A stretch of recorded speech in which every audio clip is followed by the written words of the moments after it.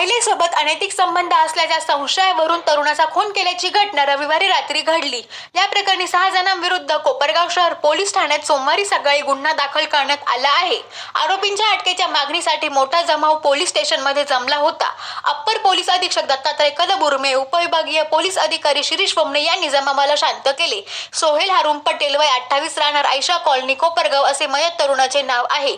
मयत सोहेलचा भाऊ शाहरुख हारून पटेल, वय 25 यांनी दिलेल्या फिर्यादीत असे म्हटले आहे की सोहेल पटेल याचे एका महिलेशी अनैतिक संबंध असल्याच्या संशयावरून आरोपी मच्छिंद्र सोनवणे उर्फ मच्छू, स्वप्नील गायकवाड, महेश कट्टे, विकी परदेशी, योगेश जाधव उर्फ पोंग्या व विकीचा मित्र सर्व राहणार कोपरगाव यांनी घरी येऊन सोहेलला MH15E 4795 क्रमांकाच्या वाहनातून घेऊन गेले। कर्मवीर नगरमध्ये जावेद शमशेर शेख यांच्या शेती प्लॉटमध्ये नेऊन लाकडी दांड्याने, चाकूने, खिळे असलेल्या बांबूने मारहाण केली। यात सोहेलचा मृत्यू झाला अशा आशयाच्या तक्रारीवरून कोपरगाव शहर पोलीस ठाण्यात खुनाचा गुन्हा दाखल करण्यात आला आहे।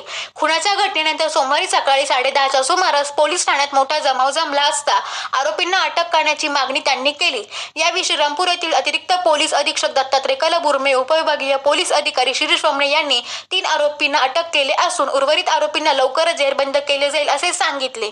त्यानंतर जमाव पांगला। कोपरगाव शहर एकूणच गुन्हेगारीचे केंद्रच बनले की काय? शहरात कायद्याचा राज्य राहिला की नाही असा प्रश्न सध्या तरी अनेकांना पडलाय।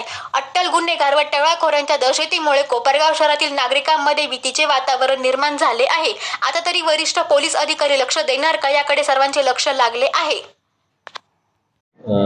काल रात्री कोपरगाव शहर पोलीस स्टेशनच्या हद्दीत एक मारहाणीचा प्रकार घडला होता। याच्यामध्ये जवळपास 5 ते 6 आरोपींनी एका व्यक्तीला मारहाण केली होती। त्याच्यामध्ये त्याचा आज पहाटे दुर्दैवी मृत्यू झालेला आहे। याच्यामध्ये आपण 3 आरोपींना आता अटक करत आहोत। या अनुषंगाने, घटनेच्या अनुषंगाने CR नंबर 327/2024 हा कोपरगाव शहर पोलीस स्टेशनला दाखल असून याचा आपण पुढील तपास करत आहोत। एकूण किती आरोपी केलेले आहे, किती आरोपी ताब्यात आहेत? याच्यामध्ये आपण जवळपास 5 ते 6 आरोपी निष्पन्न केलेले आहेत। याच्यामधील 3 आरोपी आपल्या आज ताब्यात आहेत। मोठ्या संख्येने जमाव या ठिकाणी काल संध्याकाळी 7च्या दरम्यान टिळकनगर येथे रहिवासी असलेले आमचे हरुणभाई, त्यांचे चिरंजीव सोहेल याला टेलिफोन टावर टिळकनगर येथे काही मुलांनी मारहाण केली। त्यानंतर ते प्रकरण वाढत गेलं आणि त्या मुलाला अक्षरशः रिक्षामध्ये बसून प्रत्येक टायमासारखं यावेळेस देखील त्यांनी बाहेर नेलं। कोणतं नगर?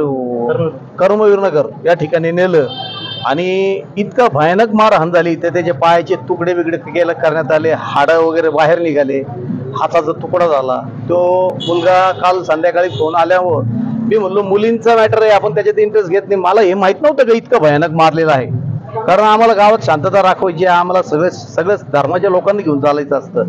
मात्र दरवेळेस हे काय करतात, कुठंतरी काही झालं का हे मुलांना उचलून नेतात आणि ते तिकडं नेतात आणि तिकडं भयानक मारहाण करतात आणि मेलेला म्हणून सोडून देतात। या कोपरगाव पोलीस स्टेशनमध्ये असं झालेलं आहे, पोलीस स्टेशनचं काही वचक राहिलेलं नाही। पोलीस प्रत्येक 2 नंबर धंदेवाल्यांना मॅच झालेली आहे। म्हणजे इथं यायचं, त्या 2 नंबर धंदेवाल्यांनी काहीतरी धर्माच्या नावाखाली किंवा पक्षाच्या नावाखाली इथं यायचं, दादागिरी करायची। पोलीस स्टेशन संपूर्ण 2 नंबर धंदेवाले इथं मॅनेज करतात। आम्ही येऊन जाऊन इथं रिक्वेस्ट करतो, मोर्चा आणतो, प्रत्येक वेळेस आम्ही समझोता घेऊन आणि मिटून टाकतो, कारण आम्हाला सगळ्या समाजात धर्मात राहायचंय, आमचे सगळे हिंदू धर्माशी संबंध आहे। मात्र कोपरगाव शहरात आडम मूर्ख अशी झालेली तयार आहे की प्रत्येक वेळेस काही उचलता कोणाला पण साईडला नेतात, मारहाण करतात, जय श्रीराम म्हण, असे 4-5 प्रकरण झालेले आहे। आता यांचा बंदोबस्त त्यांनी करायलाच पाहिजे, कारण कायदा सुव्यवस्था राखण्याची जबाबदारी पोलीस स्टेशनची आहे, त्याच्याबरोबर समाजाची पण आहे। समाजातून काही लोक त्यांना फूस लावतात, व्हॉट्सअपवर मेसेज टाकतात आणि त्यांना चेतवणीखोर मेसेज टाकून आणि ते म्हणतात काय होईल ते बघून घेऊ, आणि तुम्ही कोपरगावातलं म्हणजे युवकांना हाताशी धरून आणि अक्षरशः खालच्या म्हणजे अल्पसंख्याक समाजातले लोक त्यांना हाताशी धरून गावात दंगली घडवायचा प्रयत्न करतात। पोलीस स्टेशन लावून त्यांना सोडायला लावतात। घडीत म्हणतात ते राणेंचा फोन आला, घडीत म्हणतात ते चन्याबेगचा फोन आला, घडीत काही गावातले काही पुढारी, स्वयंघोषित पुढारी ते इथं फोन करतात। आणि नेहमी जर मुस्लिम समाजात असा अन्याय होत असेल तर समाज पण काही म्हणजे बांगड्या घातलेल्या नाही। आम्ही काय करतो, प्रत्येक वेळेस दाबून समजून घेतो की नको गावात वातावरण बिघडायला। आज संपूर्ण शहरातील लोक इथं आले होते युवक सर्व आले होते. ॲडिशनल एस पी साहेब होते, DYSP साहेब होते. यांनी शब्द दिलं की तुम्हाला या मुलांना आम्ही अटक करतो, 2-4 दिवसात ते कारवाई करू. 103 हे कलम नवीन नियमाप्रमाणे 302चा 103 कलम झालेला आहे. ते आम्ही त्याचा खुनाचा मर्डरचा गुन्हा दाखल करतो. त्यांनी असं आश्वासन दिलं. आम्ही सर्व समाज बांधवाला युवकांना समजवलं. आता यापुढे या असं काही सहन केलं जाणार नाही. त्यांच्याकडे जर 4 मुलं आहे, त्यांची B टीम आहे, तर आमच्याकडे CB, E सगळी टीम आहे. आम्ही पण त्याचं उत्तर त्याच पद्धतीने देऊ.